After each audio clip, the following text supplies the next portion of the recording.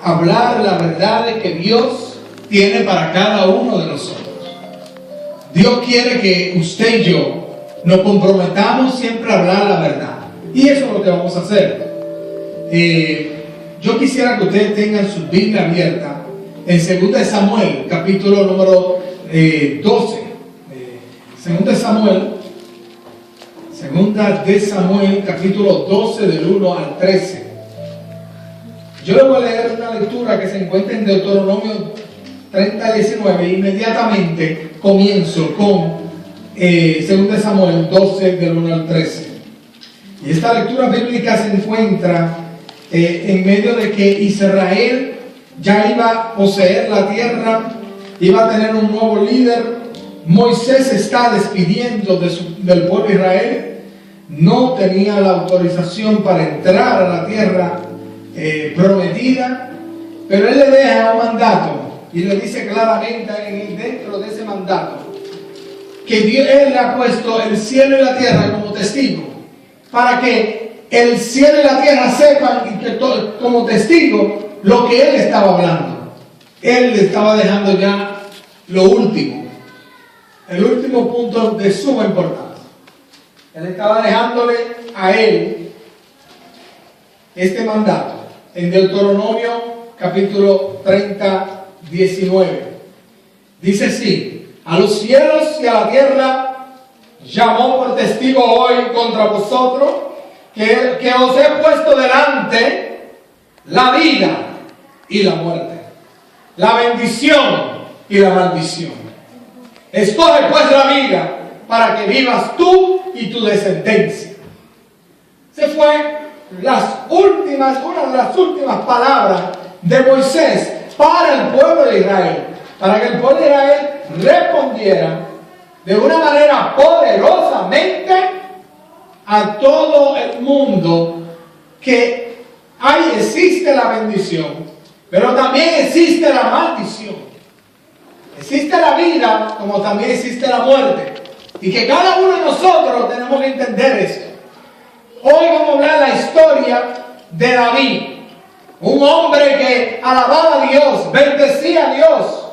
Era un hombre que exaltaba el nombre de Dios, pero ese hombre un día cogió en poco la voluntad de Dios, su palabra, y hubo una consecuencia garrafal.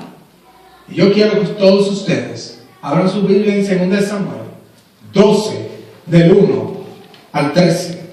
Y a la vez que la encuentre, lo invito a todos, por reverencia a la palabra, puesto de pie, por favor. 2 de Samuel, capítulo del 1 al 13. Y dice la palabra de Dios para todos nosotros: Jehová envió a Natán a David. Viniendo a él le dijo: había dos hombres en una ciudad, el uno rico y el otro pobre. El rico tenía numerosas ovejas y vacas, pero el pobre no tenía más que una sola corderita que él había comprado y criado, y que había crecido con él y con sus hijos juntamente, comiendo de su bocado y bebiendo de su vaso y durmiendo en su seno, y la tenía como una hija. Y vino uno de camino al hombre rico, y éste no quiso tomar de sus ovejas, de sus vacas, para guisar para él caminante que había venido a él, sino que tomó la oveja de aquel hombre pobre y la preparó para aquel que había venido a él. Entonces se encendió el furor de David en gran manera contra aquel hombre, y dijo a Natán: vive Jehová, que el que tal hizo es digno de muerte, y debe pagar la cordera con 4 tantos, porque hizo tal cosa. Y no tuvo misericordia. Entonces dijo Natán a David: tú eres aquel hombre, así ha dicho Jehová, Dios de Israel, yo te te ungí por rey sobre Israel y te libré de la mano de Saúl. Y te di la casa de tu Señor y las mujeres de tu Señor y tu seno. Además, te di la casa de Israel y de Judá. Y si esto fuera poco, te habría añadido mucho más. ¿Por qué pues tuviste en poco la palabra de Jehová? Haciendo lo malo delante de sus ojos, y Urías Eteo heriste a espada, y tomaste por mujer a su mujer, y a él lo mataste con la espada de los hijos de Amón. Por lo cual ahora no se apartará jamás de tu casa la espada, por cuanto me menospreciaste y tomaste la mujer de Urías Eteo para que fuese tu mujer. Así ha dicho Jehová: he aquí, yo haré levantar el mal sobre ti y de tu misma casa, y tomaré tus mujeres delante de tus ojos, y las daré a tu prójimo, el cual yacerá con tus mujeres a la vista del sol. Porque tú lo hiciste en secreto, mas yo haré esto delante de todo Israel y a pleno sol. Entonces el último versículo dice: entonces dijo David a Natán: pequé contra Jehová. Y Natán dijo a David: también Jehová ha redimido tu pecado, no morirás. Oremos. Padre, aquí tu palabra y aquí tu siervo. Permite que lo que hable sea bajo el espíritu y la unción tuya. ¿Quién es el hombre para que hables de ti? No tenemos. Somos hechos de barro y al barro volveremos, que es tierra, es lodo. Espíritu Santo, he aquí tu siervo. He aquí el siervo de Jehová, en la mano del Espíritu Santo. En Cristo Jesús. Amén. En este día adulteró, violó, porque fue forzada a tener relación con David. Encima de todo esto, a él enterarse que era la esposa de Urías Eteo antes de acercarse a esta mujer, él, antes de alejarse de ella, lo que hizo fue que permitió que este hombre fuera a la batalla y que el ejército se retirara un poco para que él muriera en manos de la espada de los hijos de Amón. Aquí comienza un asesinato en medio de todo esto. Cuando el hombre toma en poco la palabra de Dios, hay consecuencia garrafal. Aquí dice el versículo 9, cuando Natán le dijo a David: David, el hombre que yo estoy hablando, que le quitó lo único que tenía de esa oveja a ese pobre, teniendo ese rico tanto, ese hombre eres tú, David. David, tú fallaste, David. Y dice David en el versículo 9, Natán le está diciendo de parte de Dios: ¿por qué pues tuviste en poco la palabra de Jehová? De ahí comienza el primer problema de cualquiera de nosotros. Y aquellos que me escuchan a través de la red electrónica y aquellos que están presentes aquí, escuchen este punto. Y es de suma importancia. Del momento que nosotros cogemos en poco la palabra de Dios, del momento que nosotros no le damos la importancia que se merece la palabra de Dios, comienza a retroceder nuestra vida hacia la bendición.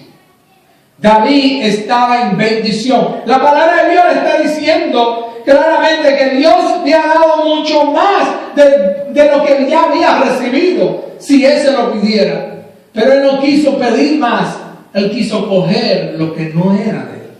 Mi querido hermano, cuando nosotros queremos y deseamos tener más y más de lo que Dios ya nos ha dado a nosotros, cuidado si eso se convierte en una idolatría dentro de nuestro corazón, porque la consecuencia en el mañana será peor.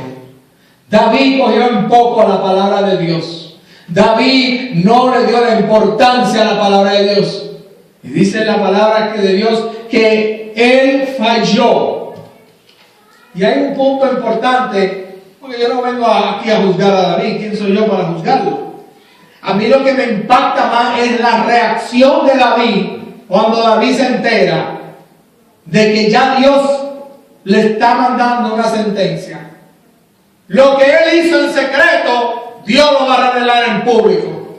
Y es una enseñanza para todos nosotros, sin quedar nadie afuera. Cuidado, porque aquello que no te venga a ti haciendo algo, acuérdate que hay un Dios que sí te está viendo. Hoy, como escuché yo en la televisión de este predicador, y es una verdad lo que él dijo, muchos se preocupan que el gobierno está escuchando las conversaciones nuestras por teléfono. Que lo escuchen.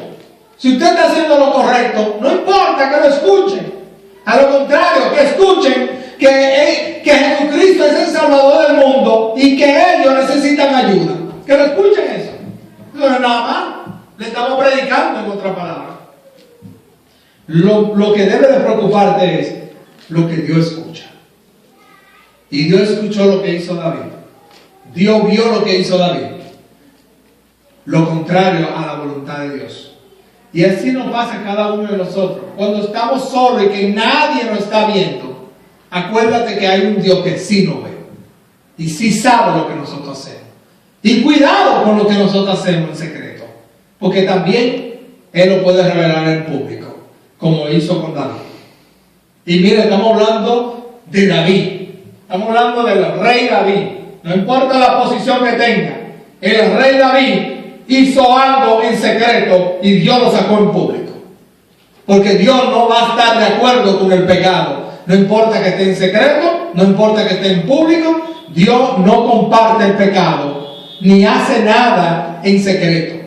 Dios sabe cuando tú haces algo para su gloria y para su honra. Y aquí vemos que David tomó un poco la voluntad de Dios. Hizo algo en secreto. Nadie sabía de esto. Y dice la palabra del Señor, el versículo 12, porque tú lo hiciste en secreto, mas yo haré esto delante de todo Israel y a pleno sol. En otras palabras, Dios está diciendo, Él no comparte la injusticia.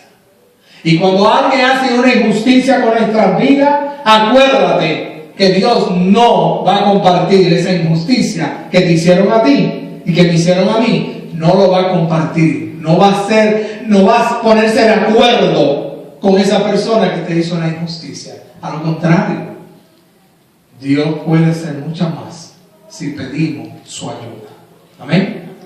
Aquí vamos a entrar a un tema donde yo quiero que ustedes entiendan este punto.